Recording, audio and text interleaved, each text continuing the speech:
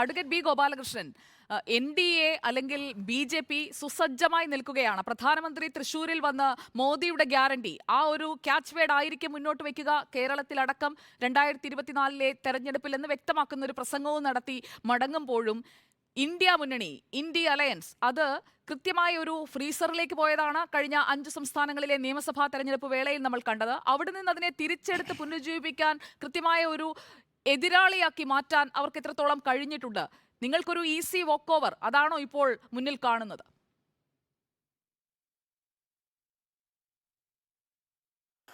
രാമായണത്തിന് ബദൽ രാമായണം മാത്രമാണ്.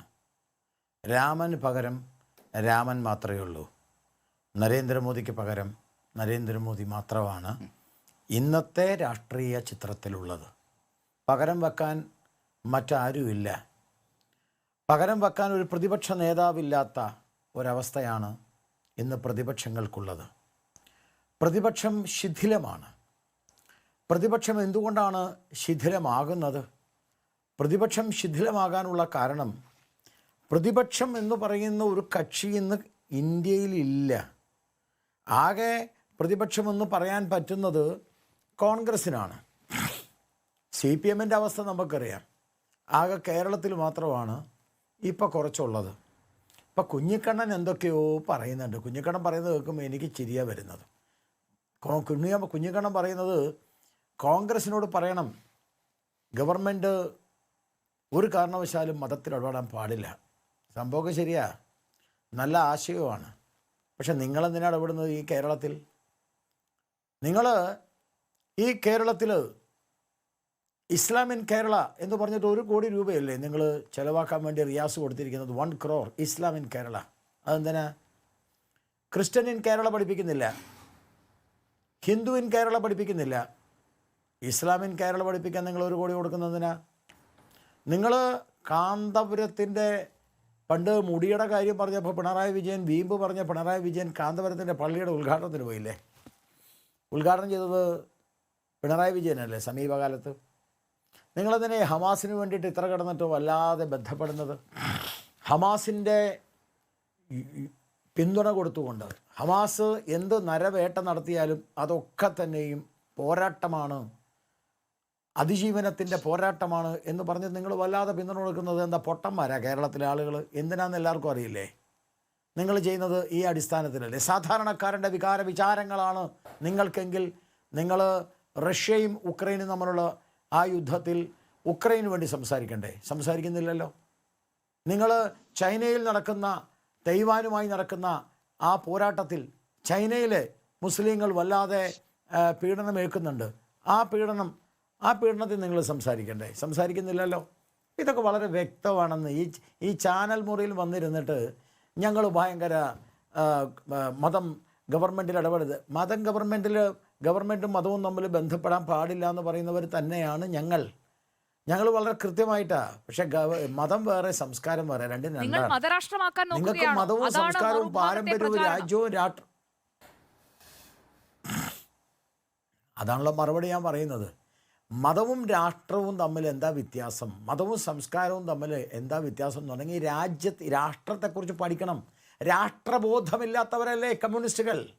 ഭാരതം ഒരു രാഷ്ട്രമേ അല്ല, 17 രാഷ്ട്രമാണ്. ഇതിനൊരു പാരമ്പര്യമില്ല. ഇത് 1947 ഉണ്ടായതാണെന്ന് ചിന്തിക്കുന്നവരല്ലേ കമ്മ്യൂണിസ്റ്റുകൾ? ഈ 47 പോലും ഇത് ഉണ്ടായിട്ടില്ല. ഇന്ത്യക്ക് സ്വാതന്ത്ര്യമേ കിട്ടിയിട്ടില്ല. ഈ ഇന്ത്യക്ക് കിട്ടിയിട്ടുള്ളത് ബൂർഷാ സ്വാതന്ത്ര്യമാണ്. അതുകൊണ്ട് കരിദിനം ആചരിക്കണം, ഭാരതത്തെ 17ആയി വെട്ടിമുറിക്കണം എന്ന് പറഞ്ഞവരല്ലേ കമ്മ്യൂണിസ്റ്റുകൾ? അവർക്ക് ഭാരതം ഒരു രാഷ്ട്രമേ അല്ല. Workers have no nation at all. അവർക്ക് മാർക്കറ്റ് മാത്രമേ ഉള്ളൂ.